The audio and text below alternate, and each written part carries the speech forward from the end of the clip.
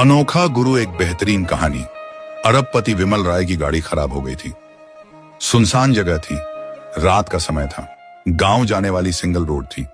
वह किसी से लिफ्ट लेने के इंतजार में काफी देर से सड़क के किनारे खड़ा था कि उसे एक साइकिल रिक्शे वाला आता दिखाई दिया। विमल ने रिक्शा रुकवाकर पूछा, आगे कल्याणपुर जाना है, ले चलोगे क्या? रिक्शे वाला गाना गुनगुनाने में मस्त था, बोला, आ जाइए, 50 रुपए लगेंगे। विमल रिक्शे में बैठता हुआ बोला, मैं तुझे 500 रुपए दूंगा, जरा जल्दी पहुंचा दो। गांव में मेरा एक कॉलेज का दोस्त रहता है, उसी के यहां जा रहा हूं, आज उसकी शादी की 25वीं सालगिरह है। रिक्शे वाला अपना गाना गुनगुनाता हुआ उसी रफ्तार से चल पड़ा। विमल जीवन में पहली बार साइकिल रिक्शे में बैठा था। 500 रुपए का लालच देने के बाद भी रिक्शे वाला गाना गुनगुनाते हुए मस्ती में धीरे धीरे चल रहा था।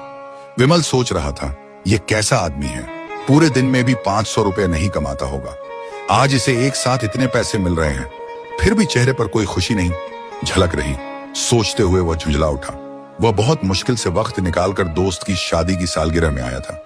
गाड़ी खराब होने के बाद उसने अपने दोस्त को फोन करने की बहुत कोशिश की, मगर फोन नहीं मिला। अगर मिल जाता तो वह दोस्त से कोई साधन मंगा लेता। अचानक रिक्शे वाले के फोन की घंटी बजी। उसने रिक्शे को पैडल लगाते हुए फोन को स्पीकर पर डालकर कान पर लगा लिया। उधर से रिक्शे वाले की पत्नी का घबराया हुआ स्वर सुनाई दिया। आप कहां हो जी, अभी तक नहीं पहुंचे? रिक्शे वाला बोला, रास्ते में हूं, जल्दी पहुंच जाऊंगा। मगर तुम इतनी घबराई हुई क्यों हो? पत्नी का स्वर रोने में बदल गया। वह रोते रोते बोली, बकरी मर गई, पता नहीं उसे क्या हो गया था, अचानक थोड़ी देर तड़पी, फिर मर गई।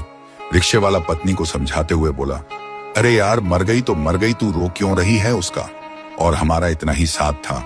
पत्नी बोली, कल ही सौदागर उसके 8,000 रुपए दे रहा था, अच्छा होता उसे बेच देती, 8,000 रुपए का नुकसान हो गया जी, रोना तो आएगा ही। रिक्शे वाला बोला, वो पैसे हमारी किस्मत में थे ही नहीं, इसलिए अब दुख मत करो। समझ लो तुमने बकरी पाली ही नहीं थी, मैं तुम्हारे और बच्चों के लिए जलेबियां लाया हूं, आधा घंटे में पहुंच रहा हूं, सभी मिलकर खाएंगे। इतना कहकर उसने फोन काट दिया। फिर गाना गुनगुनाता हुआ रिक्शे के पैडल लगाने लगा। विमल राय को बड़ा आश्चर्य हुआ।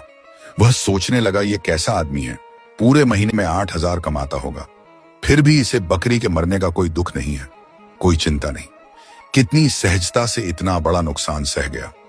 और एक मैं हूं जो अरबपति होने के बाद भी गाड़ी खराब होने से झुंझलाया हुआ हूं। मैं महीने के लाखों रुपए कमाता हूं, मगर 20-30 हजार का नुकसान होने पर गुस्सा करने लगता हूं, अपसेट हो जाता हूं।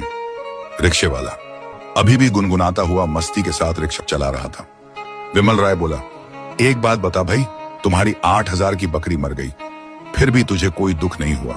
तुम्हारी एक महीने की कमाई जितना तुम्हें नुकसान हो गया, फिर भी तुम्हारे चेहरे पर इस नुकसान का कोई असर दिखाई नहीं देता।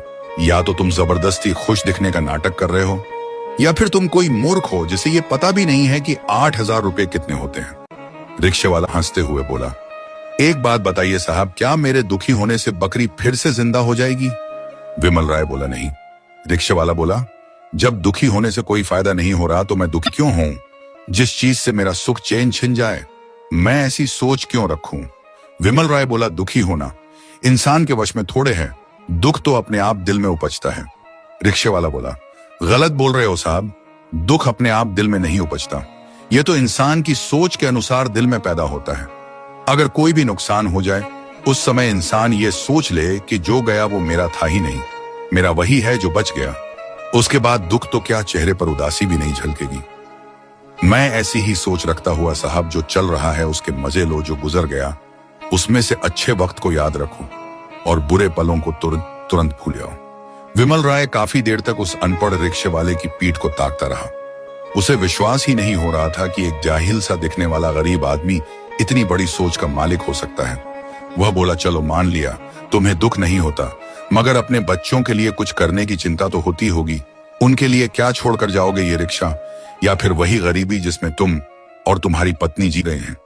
रिक्शे वाला बोला, मेरे बच्चे पढ़ाई में काफी होशियार हैं, अगर उनमें जिगरा होगा तो अपने दम पर अपना मुकाम बना लेंगे। मैं सिर्फ उनके लिए ये अपनी सोच छोड़कर जाऊंगा कि किसी भी नुकसान का शोक मत मनाना। बाकी औलाद के लिए कितना भी छोड़ दो, उन्हें कम ही लगता है। अपनी तो पक्षी जैसी सोच है साहब, बच्चों को पाल पोस कर बड़ा कर दो, अगर उनमें दम होगा तो अपना घोंसला खुद बना लेंगे, बाकी उनकी किस्मत में। रिक्शा चलाता हूं मगर मैं हर पल को खुलकर जीता हूं, जो मेरे पास है उसका आनंद उठाता हूं, जो मेरे पास नहीं है उसकी लालसा नहीं रखता। इतना कहकर वह फिर से गुनगुनाने लगा। विमल राय सन्नाटे में था। वह 50 साल का हो चुका था। पैसे कमाने में सारी जवानी निकल गई थी। इन 50 सालों में एक दिन भी ऐसा नहीं गुजरा था जो उसने खुद के लिए जिया हो।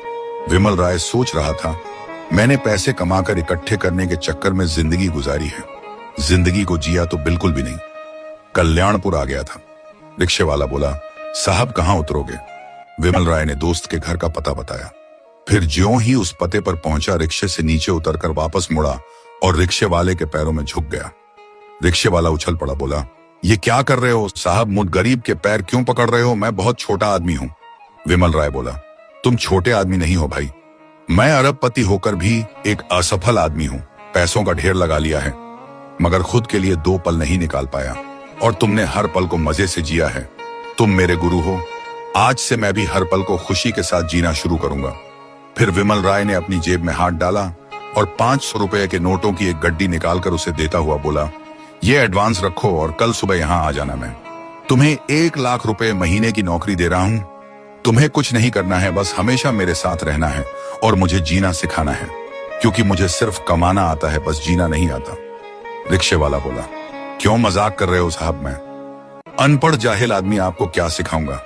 विमल राय बोला, तुम अनपढ़ जाहिल नहीं हो, तुम तो मेरे गुरु हो। तुम्हारे पास वो विद्या है जो किसी के पास नहीं है।